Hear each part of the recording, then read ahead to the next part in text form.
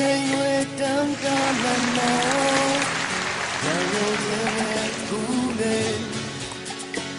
ဒီကဘာမြေကိုနောက်သွန်းလက်ခိုင်းပြီးရာရာစားကပြန်စားလို့ရရင်ရင်လုံးမျောလင်းခြင်းနဲ့ရှင်သာအားမွေးလိုက်ခြင်းဒီလိုမျိုးဆုံးကမှုကိုလေ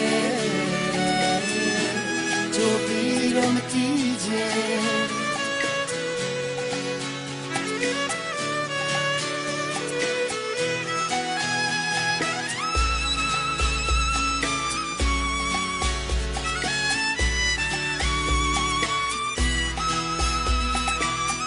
ချင်းချင်းမှာခွဲရမှာပဲဒီသင်္ခါရတရားကိုတွေးမိတယ်